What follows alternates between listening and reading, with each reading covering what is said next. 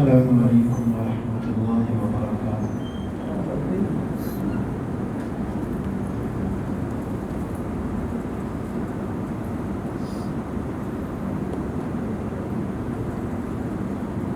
اعوذ باللہ السمیع العلیم من الشیطان الرجیم من همزه ونفخه ونفثه۔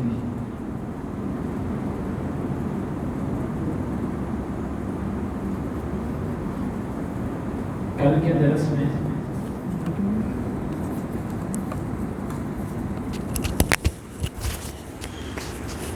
کے درس میں ہم نے آخر پر ایک مثال پڑھی جو اللہ تعالیٰ نے بیان کی۔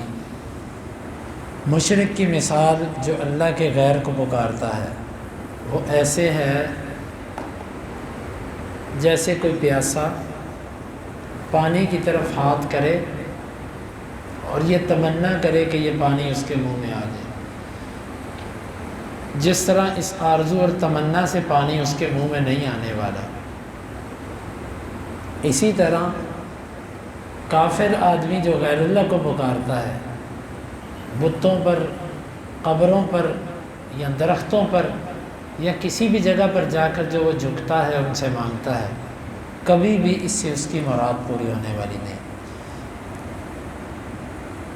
یہ اللہ رب العالمین نے مشرک کی مثال بیان کی کہ اپنے گمان میں تو وہ یہ سمجھتا ہے کہ شاید میں وہاں پر جاؤں گا اور میری حاجت پوری ہوگی، لیکن اس کی حاجت پوری نہیں ہوگی۔ کیوں؟ اس کی وہ ایک بے جان اور ایسی چیز کو پکار رہا ہے کہ جس کو شعور ہی نہیں ہے۔ جس طرح پانی کو پتہ ہی نہیں ہے کہ کوئی مجھے کہہ رہا ہے میرے منہ میں آ جائے، تو وہ کیسے آ جائے گا؟ اسی طرح جس کو تم پکار رہے ہو اللہ کے غیر کو، اس کو پتہ ہی نہیں ہے تو وہ کیسے تمہاری پکار کو وَهُمْ عَنْ دُعَائِهِمْ غَافِلُونَ، قرآن کہتا ہے کہ وہ ان کی پکار سے غافل ہیں، تو وہ کیسے ان کی پکار کو سنے گا؟ وَلِلَّهِ يَسْجُدُ مَن فِي السَّمَاوَاتِ وَالْأَرْضِ، اور اللہ ہی کے لیے سجدہ کرتے ہیں وہ جو آسمانوں میں ہیں اور زمین میں، طوعا وکرہا، چاہتے ہوئے اور نہ چاہتے ہوئے۔ اس آیت کا مطلب کہ اللہ کے لیے سجدہ کرتے ہیں، اس پر ایک سوال پیدا ہوتا ہے۔ اگر اللہ کے لیے سجدہ کیا جاتا ہے، جو زمین و آسمان میں ہے وہ اللہ کے لیے سجدہ کرتا ہے، کافر تو سجدہ نہیں کرتا، تو اللہ تعالیٰ فرماتا ہے زمین آسمان میں جو ہے وہ اللہ کو سجدہ کرتا ہے۔ مفسرین نے اس آیت کو دو طرح سے بیان کیا۔ وہ کہتے ہیں اگر تو سجدے سے مراد حقیقی سجدہ لیا جائے تو یہ سجدہ مسلمان کرتے ہیں، جو زمین پر فرشتے ہیں یا جنات ہیں یہ کرتے ہیں، لیکن یہ سجدہ کافر نہیں کرتا۔ جبکہ اللہ کہتا ہے کہ جو زمین میں ہے وہ سجدہ کرتا ہے، آسمان کے فرشتے بھی کرتے ہیں، اور جو زمین میں وہ کرتا ہے، زمین میں کافر نہیں کرتا، باقی سبھی کرتے ہیں۔ تو انہوں نے کہا کہ اس آیت کا معنی یوں کر لو، اللہ کا حق یہ ہے، للہ حق ان یسجد من فی السماوات والارض، ان یسجد لہ من فی السماوات والارض، اللہ کا حق یہ ہے کہ جو زمین و آسمان میں رہتا ہے وہ اللہ کو سجدہ کرے۔ اب اگر کوئی سجدہ نہیں بھی کرتا تو وہ اللہ کو حق نہیں دیتا، لیکن معنی اس کا یہ بنا کہ اللہ کا حق یہ ہے کہ لوگ اس کو سجدہ کریں، یہ معنی۔ دوسرا معنی یہ کیا جاتا ہے، یہاں پر سجدے سے مراد پیشانی زمین پر لگانا نہیں ہے، بلکہ سجدے سے مراد ہے تابع اور تسلیم ہو جانا اور آگے جھک جانا، اللہ کے فیصلوں کے آگے بے بس ہو جانا۔ تو پھر اس آیت کا معنی یہ بنتا ہے کہ جو زمین اور آسمان میں ہے وہ اللہ کے فیصلوں کے آگے پابند ہے۔ مثلا اللہ کا جو تقدیری فیصلے ہیں، جو تکوینی نظام ہے، اس کو تسلیم کرنا مراد ہے۔ یہاں پر اللہ نے کسی کو بیماری لگائی، کسی کو اللہ تعالیٰ نے جو ہے نا فقیر کر دیا، کسی کو امیر کر دیا، کسی کو صحت مند کر دیا، کسی کو بھوک لگ گئی، کسی کو پیاس لگ گئی۔ اب یہ ایک ایسا نظام ہے اللہ کا کہ جس کو سبھی تسلیم کرتے ہیں۔ جو کافر کہتا ہے میں اللہ کو نہیں مانتا، اللہ نے ایک نظام بنایا، انسان کو بھوک لگتی ہے، اس کافر سے یہ سوال ہے کہ وہ اپنی بھوک ختم کر کے دکھائے، وہ اپنے بدن کو بھوک نہ لگنے دے۔ ایسا ہو سکتا ہے؟ وہ اپنے آپ کو پیاس نہ لگنے دے، ایسا نہیں ہو سکتا۔ اور اسی طرح وہ اپنے آپ کو بیمار نہ ہونے دے، اپنے آپ کو بوڑھا نہ ہونے دے، اپنے بال سفید نہ ہونے دے، اپنے آپ کو مرنے نہ دے۔ کیا وہ ان چیزوں کو روک سکتا ہے؟ تو یہی اس آیت کا معنی ہے کہ زمین آسمان میں جو کچھ ہے یہ اللہ کے بنائے ہوئے نظام کے آگے تابع ہے، یعنی اس کا جو کائنات کا نظام ہے اس کا وہ پابند۔ ہاں اس کا جو شرعی نظام ہے اس کو وہ نہیں تسلیم کرتا تو ایک الگ بات ہے، لیکن اللہ کے بنائے ہوئے کائنات کے نظام کے آگے کافر پابند ہے۔ طوعا و کرہا، یہ لفظ جو ہے نا یہ اسی معنی کو واضح کرتا ہے، تابع داری والے معنی کو۔ مومن اللہ کے ہر فیصلے کو خوشی سے قبول کرتا ہے، اس پر مصیبت آئے، اس کو بیماری آئے، اس کو کسی طرح کا کوئی مسئلہ ہو، یہ کہتا ہے، خوشی سے کہتا ہے کہ یہ میرے اللہ کی طرف سے۔ ہر حالت میں یا شکر کرتا ہے یا صبر کرتا ہے۔ اس کے مقابلے میں جو کافر ہے اس پر جب اللہ کی طرف سے آفات، مصائب اور یہ چیزیں آتی ہیں تو وہ کیا کرتا ہے؟ وہ اس چیز کو ناپسند کرتا ہے، نہ وہ نعمت ملنے پر اللہ تعالیٰ کا شکر ادا کرتا ہے، اور نہ وہ مصیبت آنے پر کسی بھی طرح اللہ تعالیٰ کا جو ہے وہ صبر کر کے اللہ سے اجر لیتا ہے۔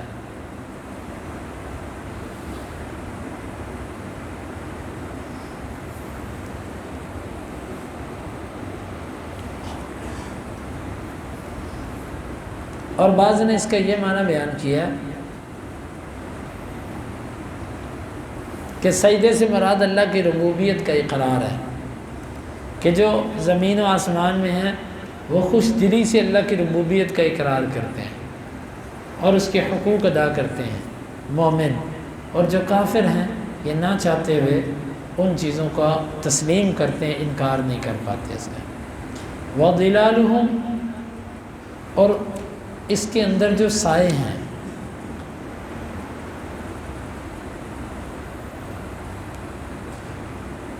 جتنے سائے ہیں زمین پر، انسانوں کے سائے اور وہ جتنی چیزیں ہیں یہ بھی اللہ تعالیٰ کے آگے جھکتی ہیں۔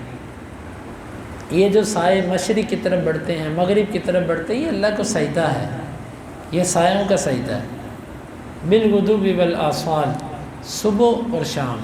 صبح کے وقت جب سورج نکلتا ہے تو سایہ مغرب کی طرف جا رہا ہوتا ہے کیونکہ سورج مشرق میں ہوتا ہے، اور جب سورج مغرب کی طرف آتا ہے تو سایہ مشرق کی طرف جاتا ہے۔ اللہ نے فرمایا صبح و شام یہ سائے بھی اللہ کو سجدہ کرتے ہیں، یعنی کہ وہ سایوں کو بھی یہاں پر سجدہ کہا گیا۔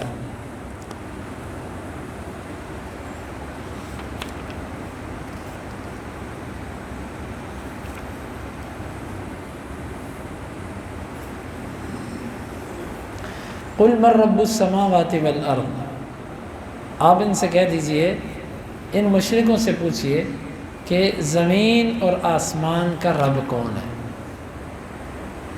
اللہ کے سوا ان کا رب کون ہے؟ قُلِ اللَّهُ، آپ کہیے کہ اللہ، یعنی کہ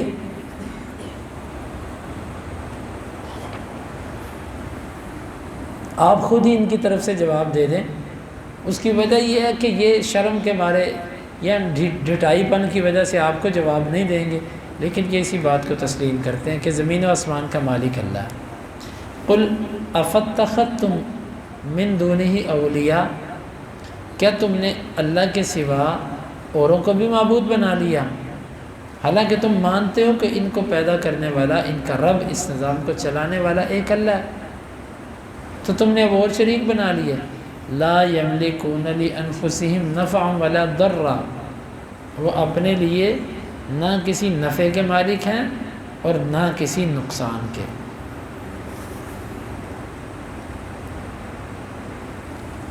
کسی قسم کے نفع نقصان کے مالک نہیں۔ دیکھیں یہاں سے یہ بات معلوم ہوئی کہ اللہ کے سوا جس کو پکارنا ہے وہ پھر ایسی ہستی ہونی چاہیے کہ جو نفع نقصان کی مالک ہو، اپنے آپ کو نقصان نہ پہنچنے دے، اپنے ماننے والوں کو جہاں تک ہو سکے نقصان سے بچائے، اور نفع اپنے آپ کو بھی نفع پہنچائے اور اپنے ماننے والوں کو بھی۔ جبکہ یہ بیچارے تو سب سے بڑے نقصان موت کے اندر مبتلا ہو چکے ہیں، بول یہ نہیں سکتے، دیکھ یہ نہیں سکتے، سن یہ نہیں سکتے، پکڑ یہ نہیں سکتے، چل یہ نہیں سکتے، اس سے بڑا اور نقصان کیا ہو سکتا ہے؟ دیکھو تم نے پکارنا ہے اللہ کے غیر کو، کم از کم اسے پکارو اللہ کے علاوہ کہ جو نفع نقصان کو تو مالک ہو۔ تم کیسے کم عقل لوگ ہو کہ تم نے ایسوں کو معبود بنایا کہ جو نفع نقصان کو ہی نہیں سمجھتا بیچارہ، نفع نقصان کو جو نہ سمجھے اس کو تو معاشرے میں اہمیت نہیں دی جاتی، اس کو تو لوگ کہتے ہیں یہ سائیں ہے، پاگل ہے، اس کو کیا پتہ نفع نقصان کا۔ تو جو بیچارہ نفع نقصان کا اختیار نہیں رکھتا، اپنے لیے نفع نقصان کا اختیار نہیں رکھتا، وہ تمہیں نفع نقصان دے گا؟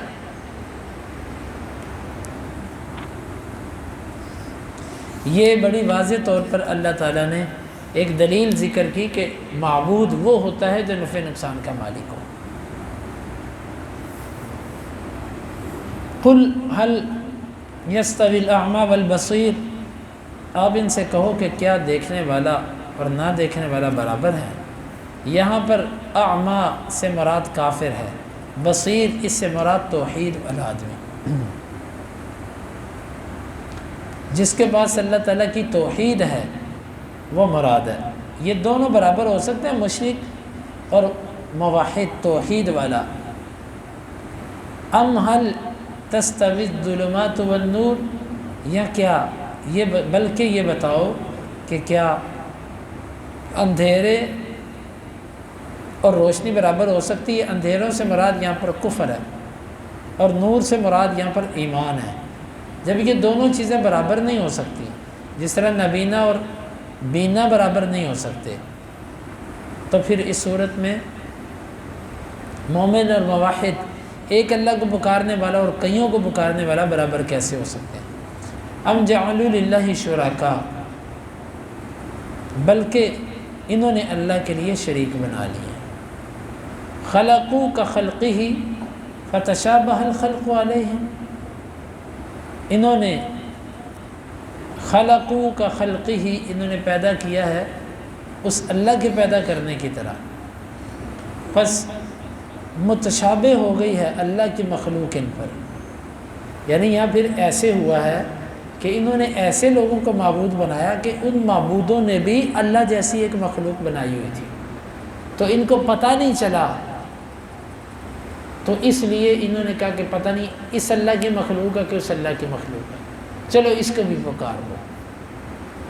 یہاں پر یہ شرمندہ کرنے کے لیے یہ انداز اختیار کیا گیا کہ جس کو تم اللہ کے سوا پکارتے ہو اس کی کوئی مخلوق دیکھی ہے تم نے؟ اس نے کوئی کائنات بنائی ہے؟ جو مخلوق تمہیں نظر آتی ہے وہ اللہ کی، جو کائنات تمہیں نظر آتی ہے وہ اللہ کی، تو عبادت میں غیر کو شریک کس لیے کرتے ہو؟ ہاں ایسے ہوا ہوتا کہ کسی اور کی بھی مخلوق ہوتی اور تمہیں شبہ لگ جاتا، تم شبہ میں کسی اور کو پکار دیتے تو بات اور تھی، ٹھیک ہے بھی شبہ لگ گیا، لیکن ایسا تو نہیں ہوا، کوئی شبہ تو نہیں لگا، کوئی مخلوق کسی اور کی تھی نہیں۔ اللہ اکبر، واللہ یہ توحید پر بڑی زبردست دلیل ہے، توحید پر بڑی زبردست دلیل ہے کہ تم بتاؤ کہ جس کو تم داتا کہتے ہو یا جس کو تم مشکل کشا کہتے ہو اس کا رزق کہاں، کون سی زمین پر اگتا ہے؟ یہ جو زمین ہے اور یہ جو بارشیں ہیں یہ تو میرا اللہ اگا رہا ہے یہاں پر سب کچھ، تو جس کو تم داتا کہتے ہو یہ رزق کہاں سے نکالتا ہے؟ اور یہ جتنی انسانیت ہے ان کو طرف کھلا رہا ہے، اور جن کو تم کہتے ہو داتا بھی دیتا ہے وہ کن کو دے رہا ہے؟ یہ تو بدماشی ہے نا کہ اللہ کے آنے والے رزق کو اپنے نام پہ کہہ دو یہ ہمارا بابا دیتا ہے، ظلم ہی ہے نا اللہ کے۔ یہ تو دعویٰ تو بندہ کوئی بھی کر سکتا ہے، مثلا کسی کے گھر میں بچہ پیدا ہو وہ کہے یہ مجھے بابا جی نے دیا، دیا تو اللہ نے، تو انہیں نسبت غلط کی ہے، بابا تو دے نہیں سکتا۔ اگر بابا دے سکتا ہوتا تو وہ بیچارہ جو ہے نا وہ اپنے ماننے والوں میں سے کسی کو بے اولاد نہ رہنے دیتا. وہ تو اپنے ماننے والوں کو بھی سب کو اولاد نہیں دے سکا. کتنے مشرک ایسے وہ بے اولاد ہوتے ہیں، اور کتنے فوت ہونے والے بزرگ جن کو یہ کہتے ہیں کہ وہ بابے تھے، پہنچی ہوئی سرکار تھے، وہ بے اولاد ہوتے ہیں. ان کی سیرت اور زندگی میں لکھا ہوا ہے کہ ان کی اولاد نہیں.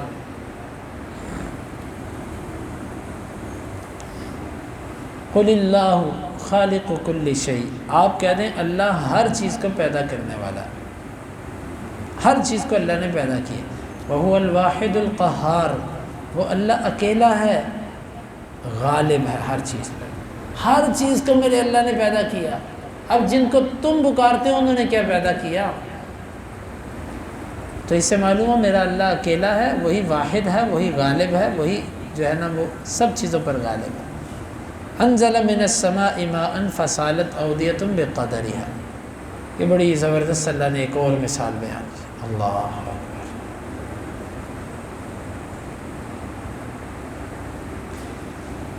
اللہ تعالیٰ نے آسمان سے پانی برسایا، فسالت اودیۃ، پس بہہ پڑی ندیاں، بقدرها، اپنی وسعت کے مطابق. فاحتمل، پس اٹھایا، السیل، سیلاب نے، پانی کے ریلے نے، زبدا، جھاگ کو، رابیا، اوپر. پانی بارشیں ہوئیں، اس سے پہاڑوں سے مختلف جگہوں سے یوں پانی تھوڑا تھوڑا نالیوں کی صورت میں بہا، ایک جگہ پہ اکٹھا ہوا. وہ پانی اکٹھا ہو کے ایک نالی اور ایک ندی کی صورت جو تھی اس میں بہنے لگ پڑا. اب جب وہ مختلف جگہوں سے پانی آیا تو اس کے اوپر جھاگ، پتے، تنکے، یہ چیزیں ہوتی ہیں. پانی اس کو لے کر بہنے لگ پڑا. وَمِمَّا يُوقِدُونَ عَلَيْهِ فِي النَّارِ ابْتِغَاءَ حِلْيَةٍ أَوْ مَتَاعٍ زَبَدٌ مِثْلُهُ، اور ان چیزوں میں سے یوقدون علیہ فی النار، جس کو وہ جلاتے ہیں آگ میں. ابتغاء حلیۃ، اس کے اوپر آگ وہ جلاتے ہیں ابتغاء حلیۃ، زیور تلاش کرنے کے لیے، او متاع، یا کوئی قیمتی چیز بنانے کے لیے. زبد مثلہ، اسی کی مثل جھاگ ہوتی ہے.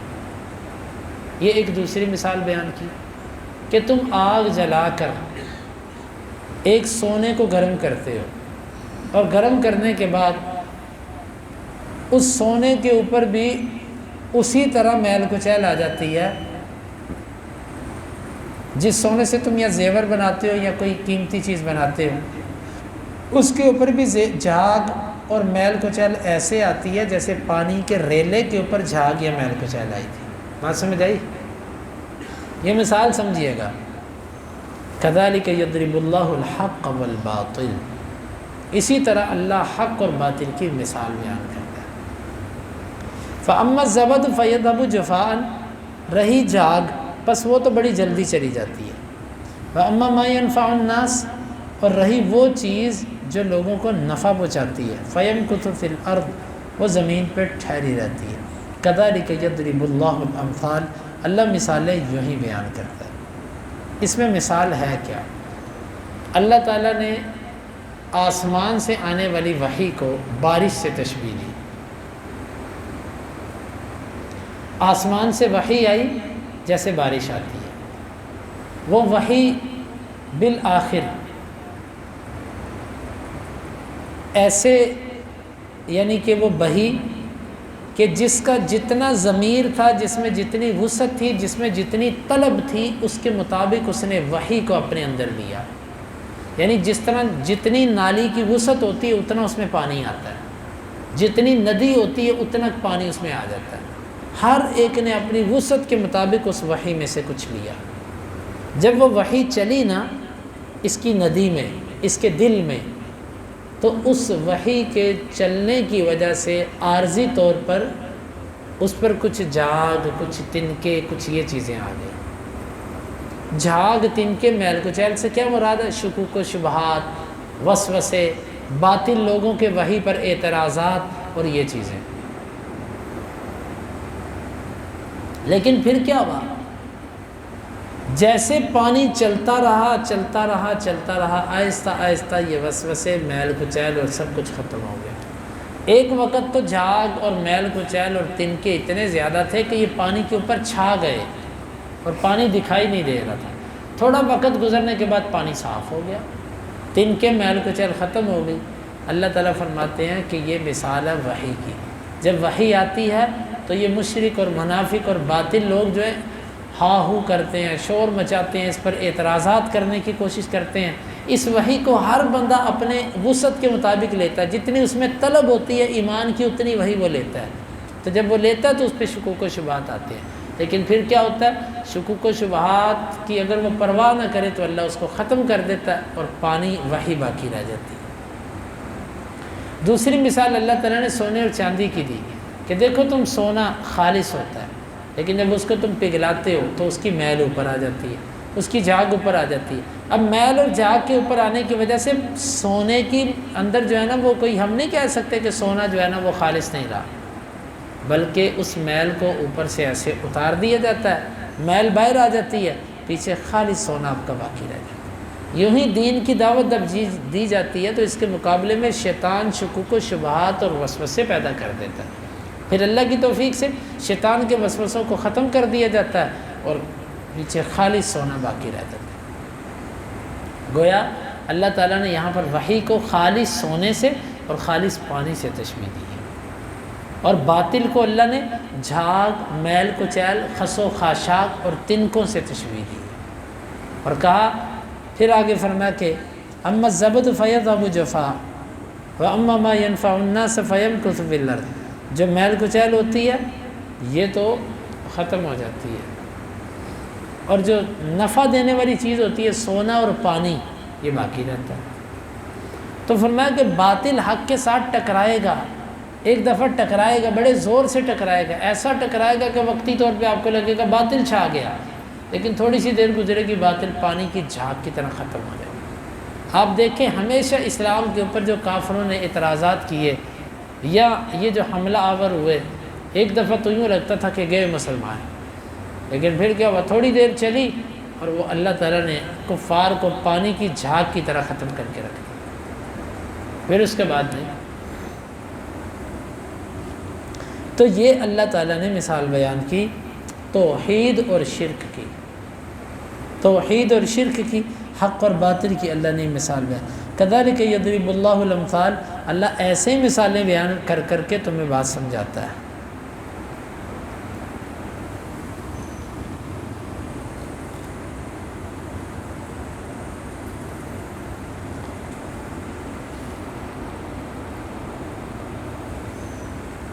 للذین استجابوا لربہم الحسنی، ان لوگوں کے لیے جنہوں نے اپنے رب کے لیے لبیک کہا اچھائی ہے، جنہوں نے اپنے رب کی پکار کو قبول کیا ان کے لیے اچھا انجام ہے۔ والذین لم یستجیبوا لہ، اور وہ لوگ جنہوں نے اس کی پکار کو قبول نہیں کیا، لو ان لہم ما فی الارض جمیعا ومثلہ معہ لافتدوا بہ، اگر سب کچھ جو زمین میں ہے وہ ان کا ہو جائے اور اس کے ساتھ اس کی مثل اور بھی مل جائے، لافتدوا بہ، البتہ وہ اس کا فدیے میں دے دیں۔ جنہوں نے رب کی دعوت کو قبول نہیں کیا، زمین میں جو کچھ ہے ان کو دے دو اور اس کی مثل اور بھی ان کو دے دو، اور یہ فدیے میں دے۔ فدیے میں دینے کا مطلب ہے کہ اپنے آپ کو اللہ کی جہنم سے چھڑانے کے لیے کہ اللہ یہ سب کچھ لے لے، ہمیں جہنم سے بچا لے۔ اللہ تعالیٰ فرماتا ہے اولئک لہم سوء الحساب ومأواہم جہنم وبئس المہاد، یہ ان کے لیے برا حساب ہے اور ان کا ٹھکانہ جہنم اور برا ہے وہ بچھونا، یعنی ان سے قبول نہیں کیا جائے۔ آپ دیکھیں انسان قیامت کے دن اللہ کو سب کچھ دینے کے لیے تیار ہوگا، عذاب سے بچنے کے لیے، اللہ قبول نہیں کرے گا، لیکن دنیا میں اللہ اتنا کہتا ہے کہ میرے ساتھ شرک نہیں کرنا، نماز پڑھنی ہے معمولی سا، اور اپنے مال میں سال کے بعد 40% زکوٰۃ دینی ہے، بس معمولی سی باتیں، لیکن انسان اس کو قبول نہیں کرتا۔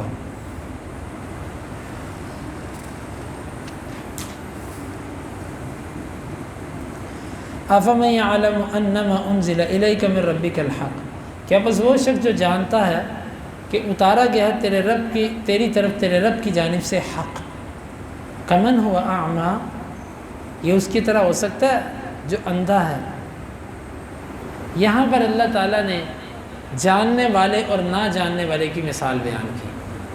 جس کو پتہ ہے کہ آپ پر حق اتارا گیا، یہ دیکھنے والا ہے، اس کو بصیرت مل چکی ہے، اور اس کے مقابلے میں وہ ہے جو نہیں جانتا، اس کی مثال اندھے کی ہے۔ اندھا اور دیکھنے والا برابر ہو سکتے ہیں؟ گویا کہ اس آیت میں اللہ تعالیٰ نے حق کو پہچاننے والے کو بینا کہا ہے اور نہ پہچاننے والے کو نابینا کہا ہے۔ کچھ لوگ ہوتے ہیں وہ جان کے حق نہ سمجھتے ہیں نہ اس کو پڑھتے ہیں۔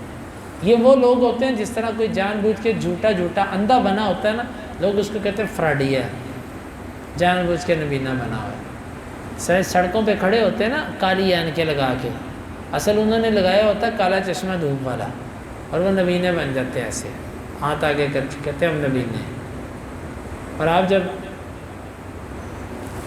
ان کی کوئی چیز چھین کے بھاگ جاؤ گے، پھر وہ آپ کے پیچھے ایسے آئیں گے جیسے پن لوکیشن پہ بندہ پہنچتا ہے، ایسے وہ آپ کے پیچھے دوڑیں گے، بالکل صحیح نظر آنا شروع ہو جائے گا ان کو۔ تو یہ حق کو نہ پہچاننے والے کی مثال اس اندھے کی ہے کہ جو جان بوجھ کے آنکھیں بند کر لیتا ہے۔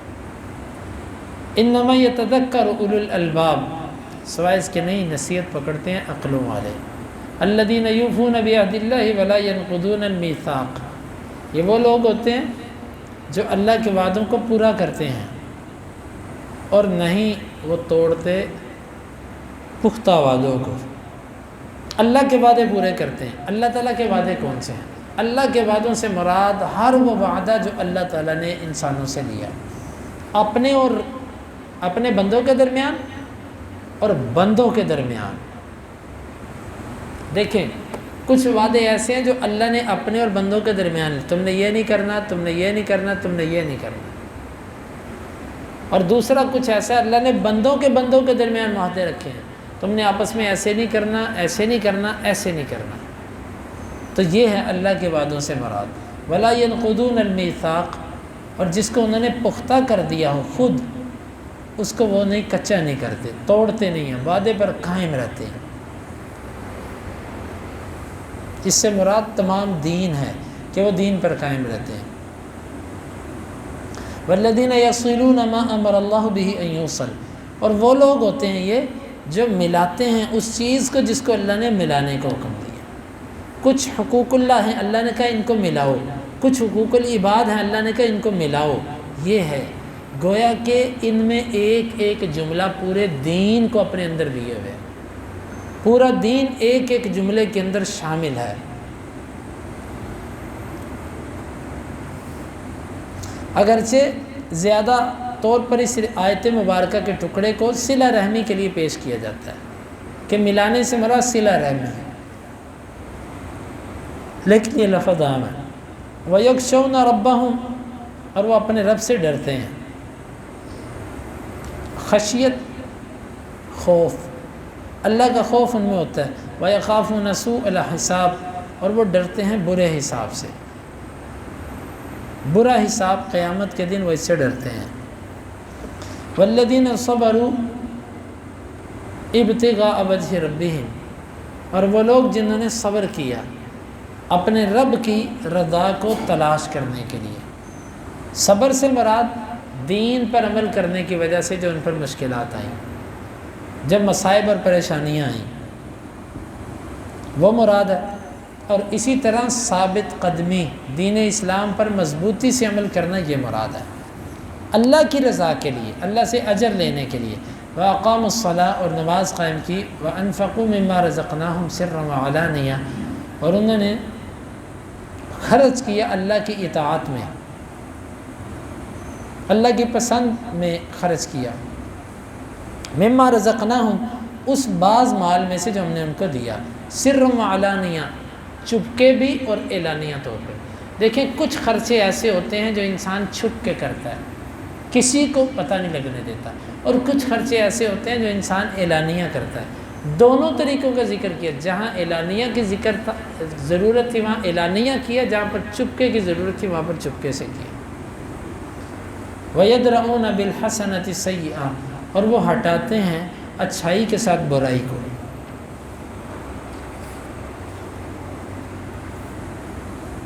اچھائی سے مراد نیکی ہے، عمل صالح ہے، اور برائی سے مراد شر ہے، یعنی کہ وہ نیک عمل کر کے برائیوں کو دور کرتے ہیں۔ ظاہر بات ہے انسان کوئی عمل تو کرے گا، اگر وہ نیکی کرے گا تو جگہ پور ہو گئی، اس کو ٹائم نہیں ملا برائی کرنے کا، لیکن اگر وہ نیکی نہیں کرے گا تو ظاہر نیکی کی جگہ پہ برائی کرے گا۔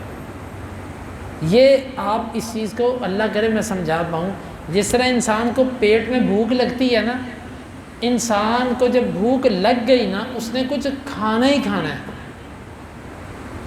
چاہے وہ حلال کھائے چاہے وہ حرام کھائے، اس نے کچھ کھانا ہی ہے۔ اسی طرح انسان کی جو اللہ نے عبادت رکھی ہے نا، یہ انسان کی روح کی غذا ہے۔ اس وقت اس نے اللہ نے جن جن اوقات میں اس کے لیے عبادت رکھی ہے ان اوقات میں روح کھانا مانگتی ہے۔ اگر تو اس نے ان کو اللہ کی اطاعت میں لگایا تو اس کا مطلب ہے اس نے اپنی روح کو حلال کھانا کھلایا، اور اگر اس نے اللہ کی اطاعت میں نہ لگایا، روح نے تقاضا کرنا ہی کرنا ہے، اس نے مانگنا ہی مانگنا ہے، تو اس کا مطلب اس نے حرام کھلایا، یعنی اللہ کی اطاعت نافرمانی پہ کھلا دیا۔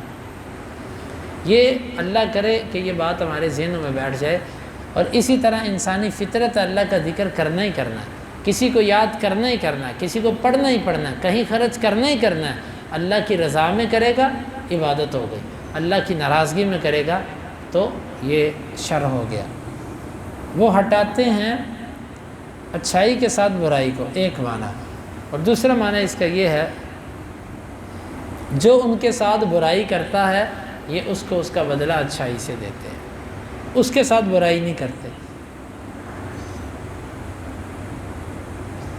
ہمارے نبی صلی اللہ علیہ وسلم کا مزاج ایسا تھا، اللہ تعالیٰ ہماری طبیعت بھی ایسی بنا دے کہ آپ کسی کی برائی کا بدلہ اس کو برائی سے نہیں اچھائی سے دیتے تھے۔ اولئک، یہ جن کی صفات بیان ہوئی ہیں نا، لہم عقبی الدار، ان کے لیے آخرت والا گھر ہے،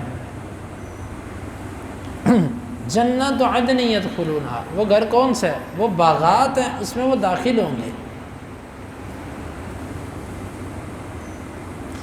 وہ باغات ہیں اس میں وہ داخل ہوں گے، ہمیشگی والے باغات۔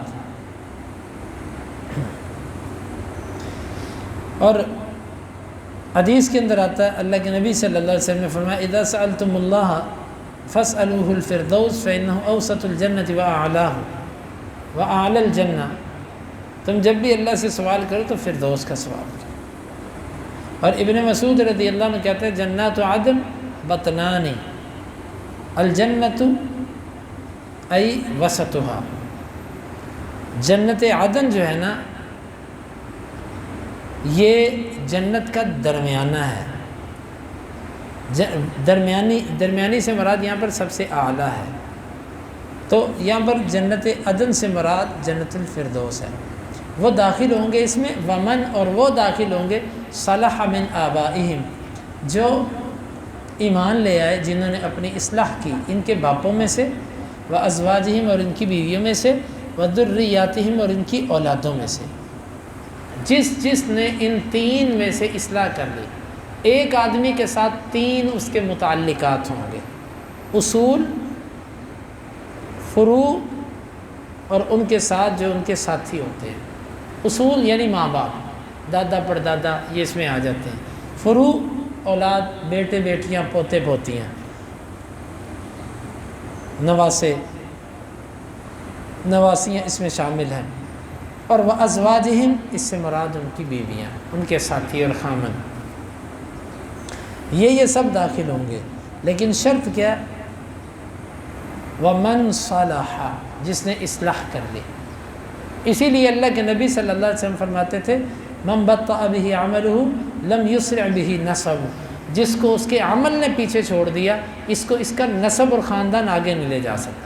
یہ مت سوچو میں سید زادہ ہوں، میں فلاں قبیلے کا فرد ہوں، فلاں سلسلے سے میری بیعت ہے، نہیں، آپ کو آگے لے کر جائے گا تو آپ کا عمل، آپ کو پیچھے چھوڑے گا تو آپ کا عمل۔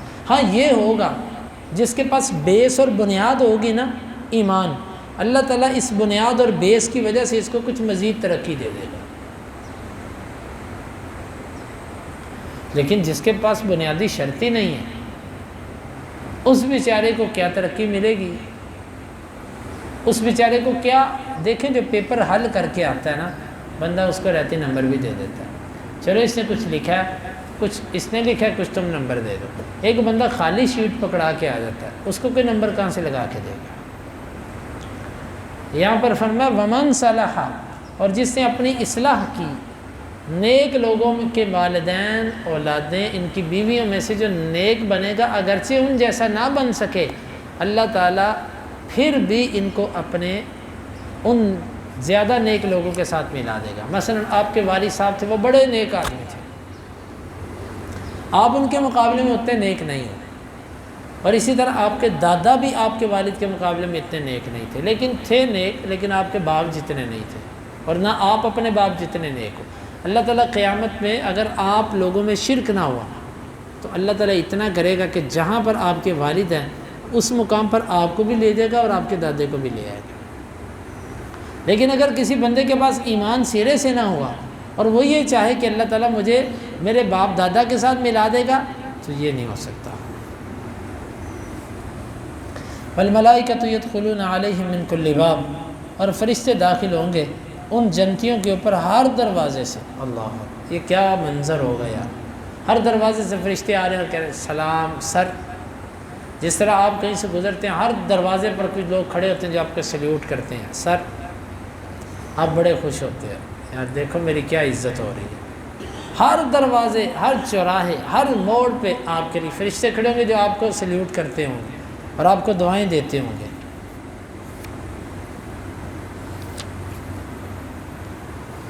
سلام علیکم، فرشتے کہیں گے کیا؟ بھائی جان آپ پر سلامتی ہو، جناب آپ پر اللہ کی طرف سے سلامتیاں ہوں، دعائیں فرشتے دیں گے۔ کیوں؟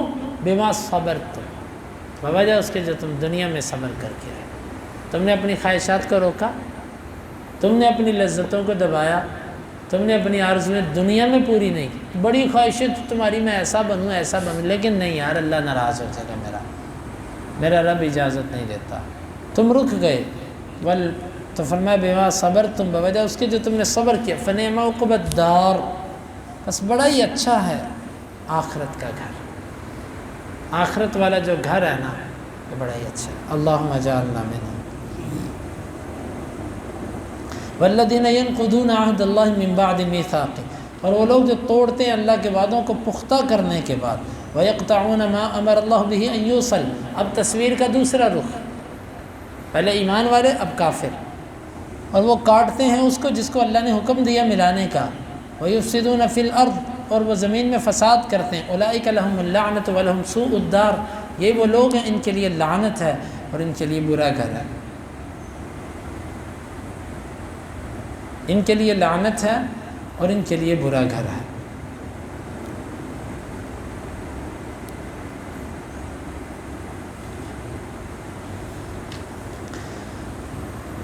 برے گھر سے مراد جہنم۔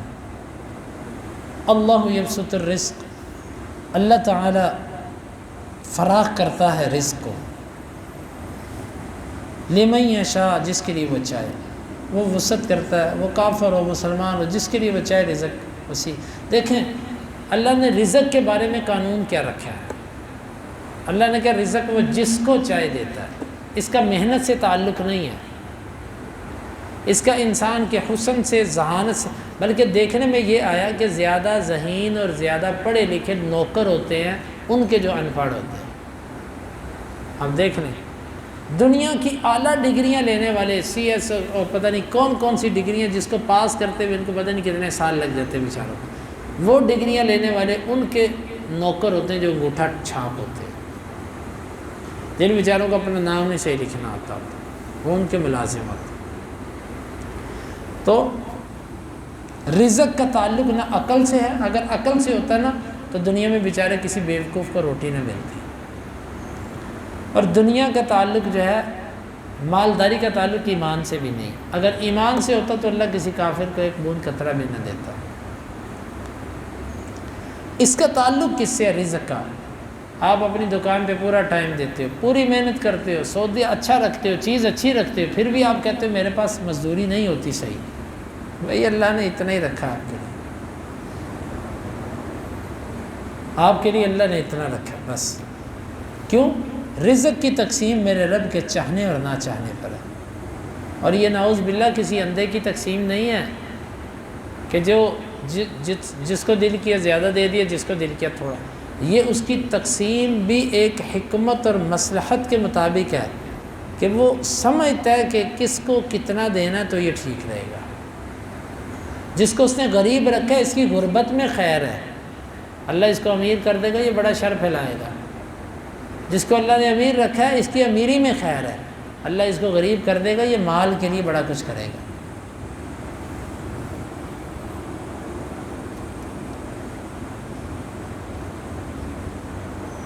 وَفَرِحُوا بِالْحَيَاةِ الدُّنْيَا، اور وہ دنیا کی زندگی کے ساتھ بڑے خوش ہو گئے. وَمَا الْحَيَاةُ الدُّنْيَا فِي الْآخِرَةِ إِلَّا مَتَاعٌ، اور نہیں یہ دنیا کی زندگی آخرت کے مقابلے میں مگر ایک سامان.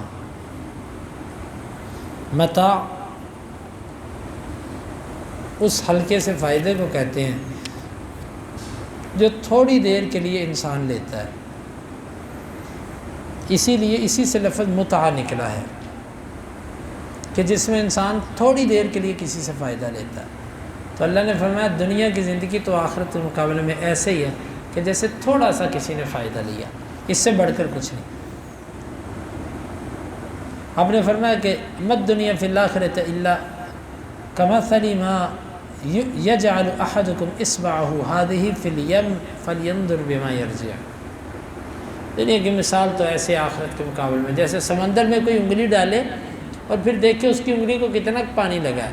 یہ دنیا اور اس کے مقابلے میں جو نیچے سمندر ہے وہ آخرت ہے. قل ان اللہ یضل من یشاء وَيَقُولُ الَّذِينَ كَفَرُوا لَوْلَا أُنزِلَ عَلَيْهِ آیَةٌ. کافر کہتے ہیں کہ اس کے اوپر کوئی نشانی کیوں نہیں اتری. نشانی سے مراد ان کی منہ مانگی نشانی من ربی، اس کے رب کی جانب سے. قل ان اللہ یضل من یشاء، آپ ان سے کہو میرا اللہ جس کو چاہے اسے گمراہ کر دیتا ہے. تم کہتے ہو نشانی نشانی، میرا رب جب تمہیں تمہارے جیسوں کو گمراہ کرنا چاہتا ہے تو وہ نہیں دے گا تمہیں نشانی.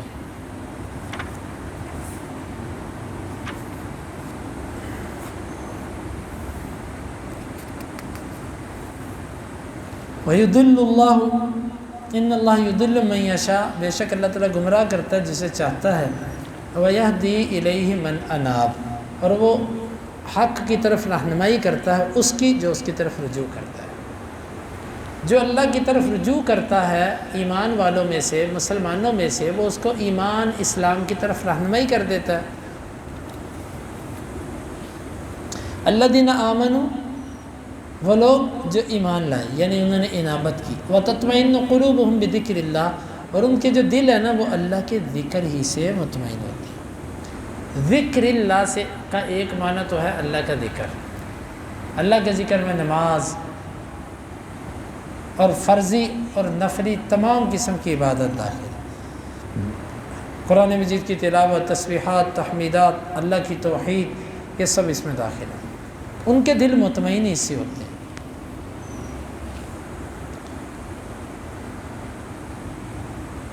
اور ایک اس کا معنی ذکر سے مراد یہاں پر کہتے ہیں اطاعت ہے،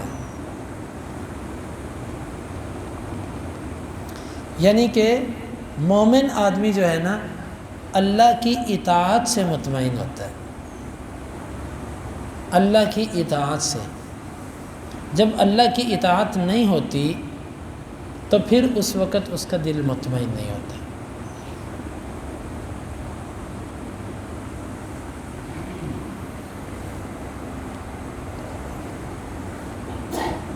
گویا کہ مومن الا بذکر اللہ تطمئن القلوب، لوگوں خبردار اللہ کی اطاعت سے دلوں کو اطمینان ملتا ہے. آپ دیکھیں جب انسان گناہ کرتا ہے نا تو دل میں کھٹکا لگ جاتا ہے، خوف پیدا ہو جاتا ہے، سکون اڑ جاتا ہے انسان کا. ہوتا کہ نہیں ہوتا؟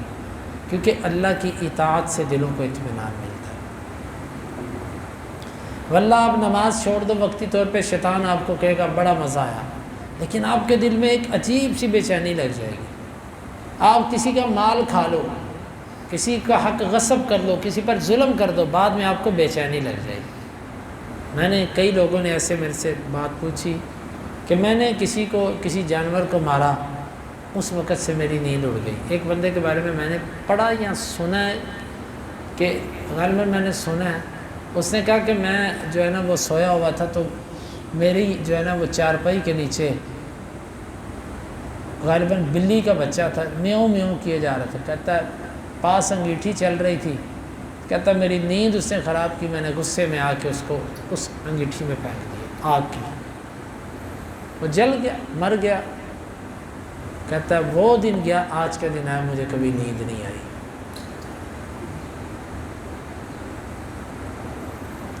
الا بذکر اللہ تطمئن القلوب، دلوں کا اطمینان اللہ کی اطاعت میں ہے۔ جب انسان، دیکھو میں یہ یقین سے کہتا ہوں کہ بہت کم ہوتا ہے کہ بیماری کی وجہ سے کسی کی نیند اور سکون اور اطمینان اڑے۔ اکثر لوگوں کی بیماریاں، اکثر لوگوں کے اوپر یہ جو آفتیں آتی ہیں نا، اس کے اللہ کی نافرمانیاں شامل ہوتی ہیں، یا اللہ کے حقوق یا بندوں کے حقوق میں غصب کیا ہوتا ہے، اس کی یہ کیفیت ہو جاتی ہے۔ وگرنہ اللہ سے ڈر کے زندگی گزارنے والا، بیماری اس پر ضرور آتی ہے لیکن اللہ اس کے دل کا اطمینان نہیں چھینتا، وہ بیماری میں بھی مطمئن ہوتا ہے۔ لیکن جب دل کا اطمینان چھن جائے، یہ اللہ کی نافرمانیوں سے ہوتا ہے۔ تو مومن آدمی کے دل کا جو اطمینان ہوتا ہے، اللہ جو اس کو مطمئن رکھتا ہے، وہ صرف اور صرف اللہ تعالیٰ اس کی نیکی اور اس کی اطاعت کی وجہ سے کرتا ہے۔ تو بھائیو، یہ ایک بہت بڑی حقیقت ہے۔ آپ نماز پڑھ کے نکلتے ہو، اللہ کی قسم آپ کو یوں لگتا ہے کہ آپ کے کندھوں پر ایک بوجھ تھا، وہ اتر گیا۔ آپ قرآن پڑھ کے نکلتے ہو، آپ کو ایسے مطمئن، آپ کسی کا حق نہیں لیتے، آپ سچ بولتے ہو، کھری بات کرتے ہو، آپ مطمئن ہو۔ الا بذکر اللہ تطمئن۔ اور اسی طرح ذکر اللہ، اللہ کے ذکر سے مراد دلیل بھی ہے۔ الا بذکر اللہ، خبردار، اللہ کی دلیلوں سے، اللہ کی آیات سے دل مطمئن ہوتا ہے۔ اس میں اشارہ اس بات کی طرف کیا جا رہا ہے کہ مومن آدمی جب کسی مسئلے میں الجھتا ہے نا، تو جب تک اس کو اللہ اور اس کے رسول کی طرف سے دلیل نہ ملے، اس کا دل مطمئن نہیں ہوتا۔ دلوں کا اطمینان فقہ میں نہیں ہے، دلوں کا اطمینان پیروں فقیروں اور مولویوں کی باتوں میں نہیں ہے، بلکہ دلوں کا اطمینان اللہ کی دلیل میں ہے، جو اللہ نے دلیل قرآن میں اتاری یا حدیث میں بیان۔ بات سمجھ آئی؟ تو یہ سب معانی ہیں۔ اللہ کا ذکر کرو، دل کو سکون ملتا ہے۔ اللہ تعالیٰ کی اطاعت کرو، دل کو سکون ملتا ہے۔ اللہ تعالیٰ کا، یعنی کہ کسی مسئلے میں اللہ کی کتاب و سنت سے دلیل لو تو دلوں کو سکون ملتا ہے۔ گناہ کر کے کبھی سکون نہیں ملا، بلکہ گناہ کرنے سے تو لوگوں کی نیندیں اڑتی ہیں، بے چینیاں آتی ہیں۔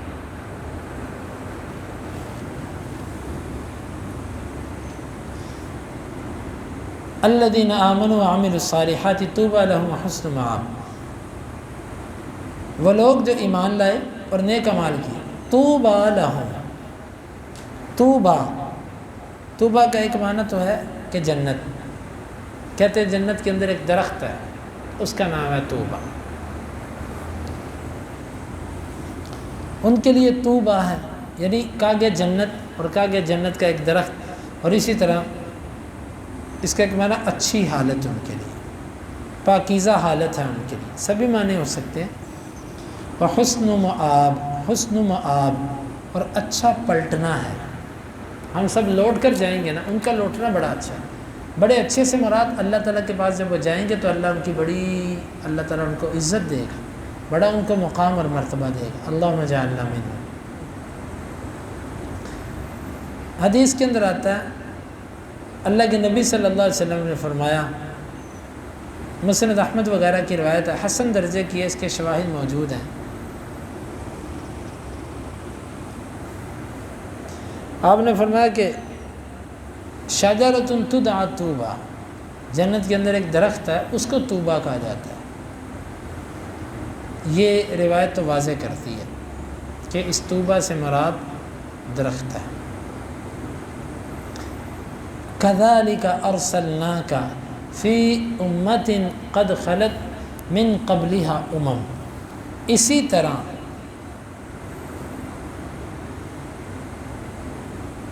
جس طرح ہم نے پیچھے یہ اتنی بڑی نشانیاں اور اتنے بڑے واضح معجزات دکھائے ہیں، اسی طرح ہم نے آپ کو بھیجا، اے محمد صلی اللہ علیہ وسلم۔ کدھر بھیجا؟ فی امت، ایسی امت میں رسول بنا کر بھیجا، قد خلت من قبلها اس سے پہلے کئی امتیں گزر چکی تھیں۔ کیوں بھیجا؟ لِتَتْلُوَ عَلَيْهِمُ الَّذِي أَوْحَيْنَا إِلَيْكَ، تاکہ آپ ان پر پڑھیں وہ قرآن جو ہم نے آپ کی طرف وحی کیا۔ وَهُمْ يَكْفُرُونَ، اور وہ اللہ کا کفر کر رہے ہیں، وہ اللہ کا کفر کر رہے ہیں۔ ہم یکفرون بالرحمن، وہ رحمان کا کفر کرتے ہیں۔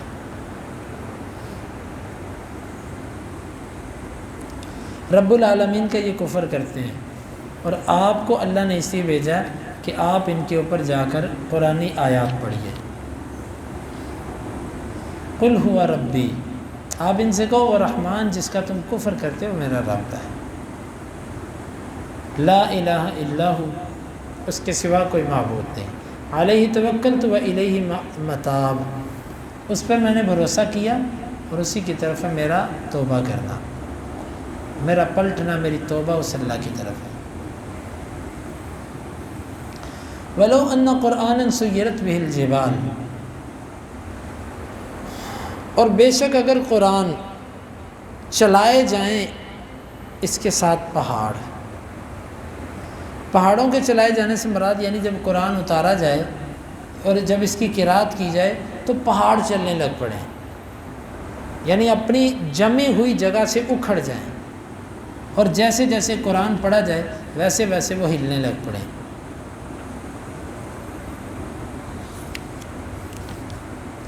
او قطعت بہ الارض، یا زمین پھٹ جائے قرآن پڑھنے سے، قرآن پڑھا جائے ایسے زمین پھٹ جائے ہیبت کی وجہ سے۔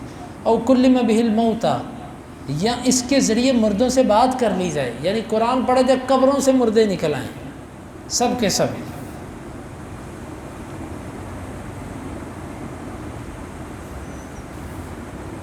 بل للہ الامر جمیعا، بلکہ یہ سارے کا سارا اللہ ہی کے لیے ہے۔ معنی اس کا یہ ہے کہ اگر اللہ پہاڑوں کو چلا دے، زمین کو پھاڑ دے اور اس میں جو ہے نا وہ نہریں چل پڑیں، یا ویسے اس کو پھاڑ دے اللہ، اور اسی طرح مردے اٹھ کے باتیں کرنے لگ پڑیں، تو تب بھی یہ لوگ ایمان نہیں لائیں گے۔ بل للہ الامر جمیعا، بلکہ یہ سب کے سب معاملے اللہ کے لیے، اللہ چاہے تو ایسا ہو سکتا ہے، اس کے لیے کچھ بھی مشکل نہیں ہے، لیکن اس کا ایک طریقہ ہے۔ افلم ییأس الذین آمنوا، کیا جانتے نہیں ہیں وہ لوگ جو ایمان لائے؟ یا دوسرا معنی، کیا نہیں مایوس ہو گئے وہ لوگ جو ایمان لائے؟ اللو یشاء اللہ لہدی الناس جمیعا، اللہ اگر چاہتا تو سب کے سب لوگوں کو ہدایت دے دیتا، سب لوگوں کو۔ اس آیت مبارکہ میں اصل بات یہ کہی جا رہی ہے کہ مسلمانوں یہ جو مطالبے کرتے ہیں نا، اللہ سے کچھ بعید نہیں، اللہ ان کے سارے مطالبے پورے کر سکتا ہے، لیکن اصل بات یہ ہے کہ اللہ جسے چاہے ہدایت دیتا ہے، جسے چاہے گمراہ کرتا ہے۔ اللہ اگر زبردستی ہدایت دینے والا ہوتا نا، منہ مانگے مطالبے پورے کر کے اللہ نے یوں ہدایت دینی ہوتی تو اللہ سب لوگوں کو دے دیتا، لیکن اللہ نے ہدایت کو ایسا بنایا کہ وہ دیتا اس کو ہے کہ جو اس سے مانگتا ہے۔ وَلَا يَزَالُ الَّذِينَ كَفَرُوا تُصِيبُهُمْ بِمَا صَنَعُوا قَارِعَةٌ، ہمیشہ رہے گی ان لوگوں کو جنہوں نے کفر کیا، پہنچتی رہے گی ان کو کھٹکھٹانے والی، یہاں سے مراد ان کو خوف اور ہر وقت خطرات اور ہر وقت بے چینی ان کو رہے گی۔ او تحل قریبا من دارہم، یا وہ جو کھٹکھٹانے والی ہے قاریہ، وہ اتر پڑے ان کے گھروں کے قریب، یہ اس سے گھبرا جائیں۔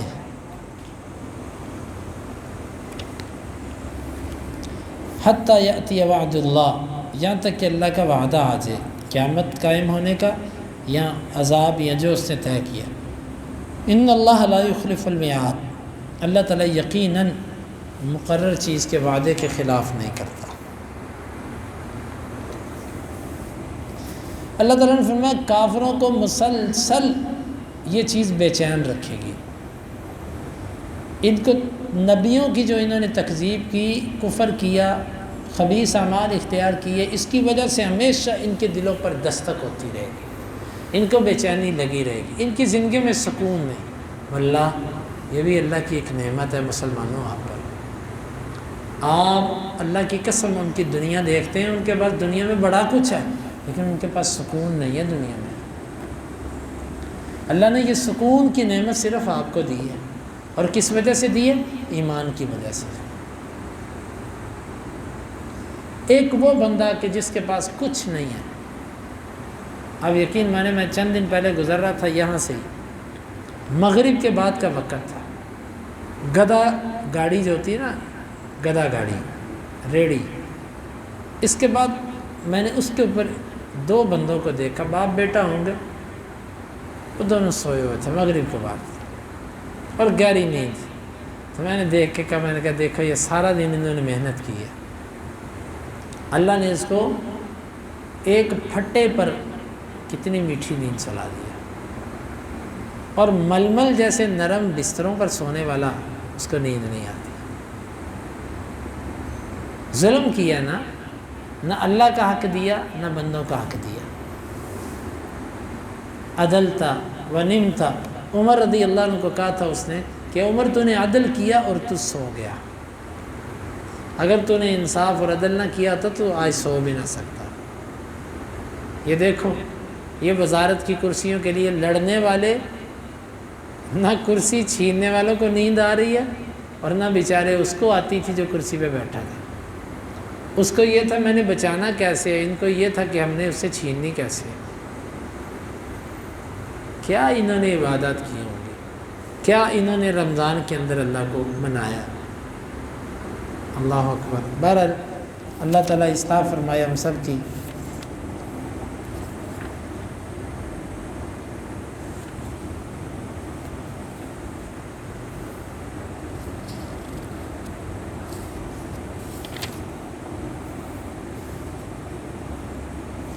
وَلَقَدِ إِنَّ اللَّهَ لَا يُخْلِفُ الْمِيعَادَ، بے شک اللہ تعالیٰ اپنے وعدے کی خلاف ورزی نہیں کرتا، جو اس نے وقت مقرر کیا وہ اسی پر آئے گا۔ وَلَقَدِ اسْتُهْزِئَ بِرُسُلٍ مِّن قَبْلِكَ، البتہ تحقیق مذاق کیا کہ رسولوں کے ساتھ آپ سے پہلے بھی، آپ اکیلے تھوڑی ہیں۔ اچھا، یہ بات کرنے کا مقصد کیا ہوتا ہے؟ تسلی دینا۔ جس طرح بندہ کسی کو کہتا ہے نا، او یار یہ تو کئی بندوں کے ساتھ ہوا، تیرے اکیلے بندہ، اچھا۔ جب زیادہ لوگ مل جائیں نا تو مصیبت تھوڑی سی ہلکی ہو جاتی ہے۔ آپ سے پہلے بھی رسولوں کے ساتھ مذاق کیا گیا، فَأَمْلَيْتُ لِلَّذِينَ كَفَرُوا، پس میں نے مہلت دی ان لوگوں کو جنہوں نے کفر کیا، ثُمَّ أَخَذْتُمْ، پھر میں نے ان کو پکڑا، دنیا میں بھی ان کو پکڑا عذاب کے ساتھ، فَكَيْفَ كَانَ عِقَابِ، پس کیسے تھا میرا ان لوگوں کو سزا دینا، کیسا تھا۔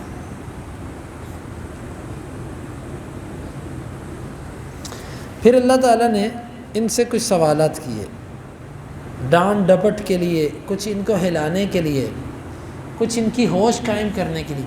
افمن ہوا قائم علی کل نفس بما کسبت، کیا وہ جو نگہبان ہے، جو ذمہ دار ہے، ہر جان پر ذمہ دار ہے، وہ نگہبان ہے، بما کسبت، بوجہ اس کے جو اس نے کمایا، یعنی جو کوئی جان جو کما رہی ہے اللہ تعالیٰ اس کے اوپر اس کا محاسبہ کرنے والا۔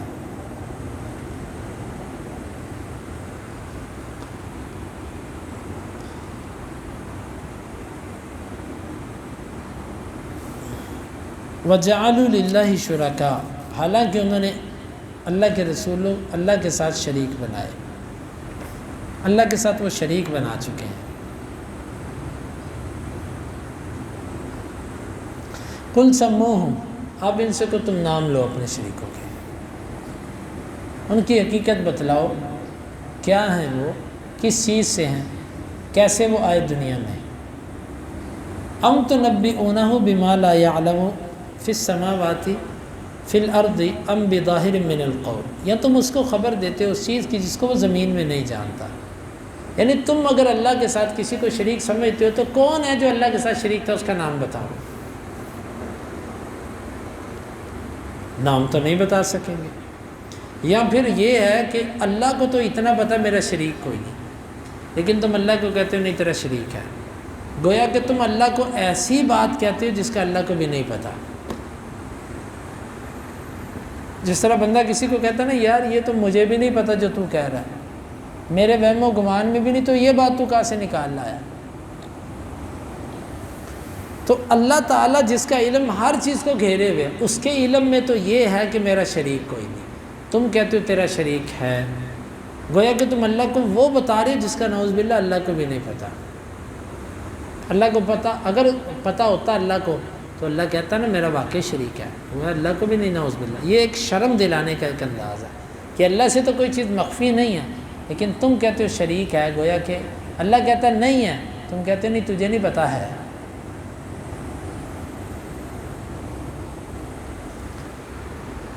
آپ ان سے نام پوچھو ان کے، ام بظاہر من القول، یا یہ سرسری سا اوپر اوپر سے یہ کہتے ہیں، حقیقت میں اللہ کا شریک کوئی نہیں ہے، یہ اوپر اوپر سے کہتے ہیں، بلکہ یہ کہتے ہیں اوپر اوپر سے۔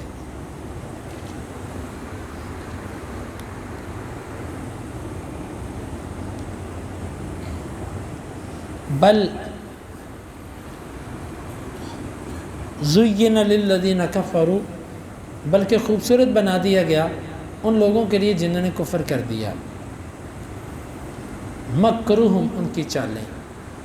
اچھا یہ بھی اللہ تعالیٰ کی ایک سزا ہے واللہ، اللہ جب کسی سے ناراض ہوتا ہے نا تو اس کا برا عمل اس کو اچھا لگنے لگتا ہے، وہ اپنا حق سمجھتا ہے۔ کیوں؟ اگر بندہ کسی چیز کو غلط سمجھے نا تو اس کے لیے اتنی کوشش ہوتی نہیں، جان کھپانے والی کوشش انسان کرتا ہی عام طور پر اس محنت پر ہے جس کو وہ اپنے لیے حق سمجھے۔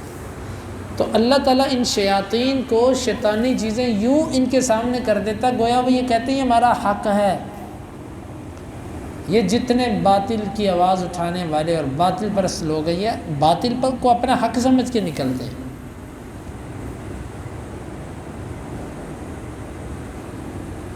وَصُدُّوا عَنِ السَّبِيلِ، اور یہ اللہ کے رستے سے روک دیے گئے، شیطان نے ان کو روکا۔ وَمَن يُضْلِلِ اللَّهُ فَمَا لَهُ مِنْ هَادٍ، اور جسے اللہ گمراہ کر دے اس کو کوئی ہدایت دینے والا نہیں۔ یہ قرآن کہتا ہے، لیکن ہمارا معاشرہ اور یہاں کے جھوٹے پیر کہتے ہیں کہ جو فلاں جس کو چاہے جو چاہے کر دے۔ لَهُمْ عَذَابٌ فِي الْحَيَاةِ الدُّنْيَا وَلَعَذَابُ الْآخِرَةِ أَشَقُّ، اللہ تعالیٰ کہتا ہے ان کے لیے دنیا کی زندگی میں عذاب ہے اور البتہ آخرت کا عذاب جو ہے وہ تو بڑا ہی سخت ہے۔ وَمَا لَهُم مِّنَ اللَّهِ مِن وَاقٍ، اور نہیں ان کے لیے اللہ سے کوئی بچانے والا۔ مثل الجنت التی وعد المتقون، صفات خوبیاں اس جنت کی جس کا متقیوں کو وعدہ دیا جاتا ہے۔ تجری من تحتها الانہار، اس کے نیچے سے نہریں چلتی، اکلها دائم، اس کا پھل ہمیشہ رہنے والا، دائم کا معنی نہ کٹنے والا نہ ختم ہونے والا، وظلها، اور اس کے سائے بھی۔ اللہ، دنیا میں سایہ جدھر سورج جاتا ہے مخالف سمت میں سایہ ہوتا ہے، تو جنت میں تو سائے ہی سائے، دھوپ ہونی نہیں۔ آپ کو پتہ ہے بادل آئے ہوں سائے بنے ہوں، بندہ کتنا خوش ہوتا ہے یار بڑا پیارا موسم بنا ہوا ہے۔ تو جنت میں ہیں ہی سائے۔ تلک عقبی الذین اتقوا، یہ انجام ہے ان لوگوں کا جنہوں نے تقوی اختیار کیا، پرہیزگاروں کا۔ وعقبی الکافرین النار، اور کافروں کا جو انجام ہے وہ تو آگ ہے۔ والذین آتیناہم الکتاب یفرحون بما انزل الیک، اور وہ لوگ جن کو ہم نے کتاب دی قرآن مجید وہ اس پر خوش ہوتے ہیں، بما انزل الیک، اس چیز کی وجہ سے جو آپ کی طرف اتارا گیا۔ اللہ کی وحی پر ان کو خوشی ہوتی ہے، وہ بڑی فرحت محسوس کرتے ہیں کہ اللہ نے ان کے اوپر وحی کی ہے۔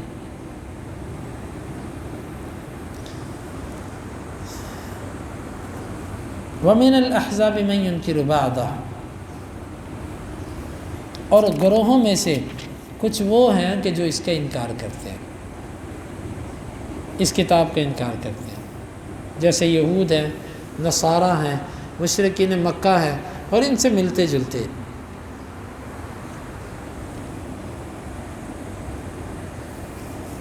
قل، آپ ان سے کہہ دو، یہ جو انکار کرتے ہیں نا، آپ ان کو کہہ دیجئے کہ میرے مالک، میرے اللہ رب العالمین نے مجھے حکم دیا ہے،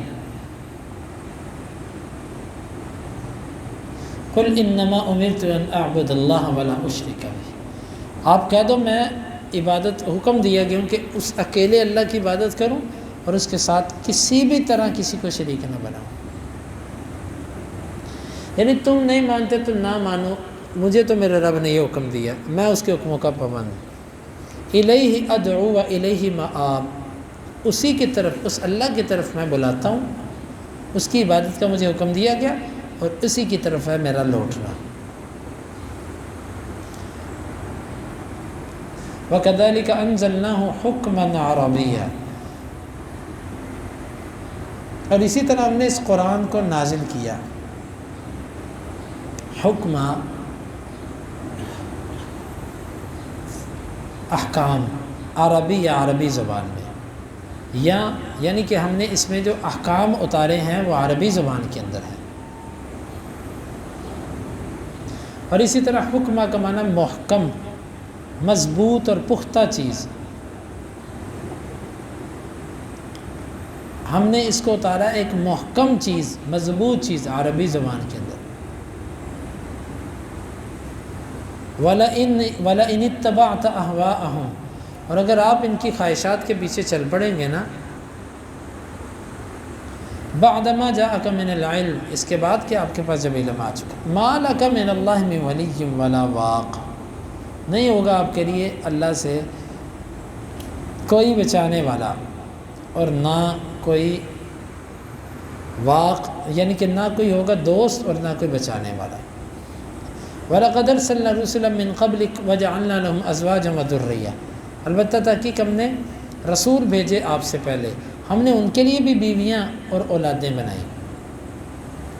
یعنی رسول بشر ہوتے تھے، ان کا یہ بھی ایک اعتراض تھا، یہ ایک ایسا نبی ہے جس کے بیوی بچے بھی ہوتے ہیں، یہ ایک عجیب بیوقوفوں والی بات تھی۔ جس طرح آج کے لوگ کہہ دیتے ہیں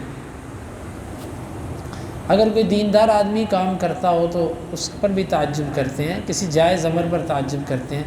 مشرکین کی مزاج بھی ایسا ہی تھا، اور یہ کیسا نبی ہے جو کھاتا ہے پیتا سڑکوں پہ پھرتا ہے؟ نبی وہ ہونا چاہیے جو نہ کھائے نہ پیے، نہ اس کے بیوی ہو نہ بچے ہوں، بس وہ مسجد میں اور سجدے میں پڑا رہے، بس نہ اس کو بھوک لگے نہ اس کا پیاس لگے نہ وہ تھکے، یہ کیفیت۔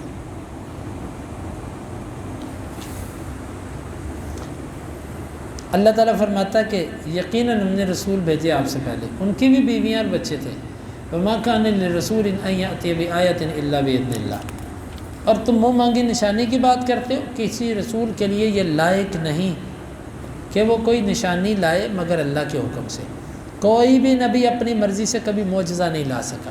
لِكُلِّ أَجَلٍ کتاب، اور اللہ تعالیٰ نے ہر معاملے کے لیے ایک وقت رکھا ہے،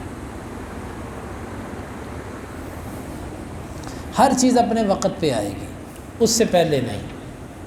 اللہ تعالیٰ نے اس کا ایک وقت بنایا۔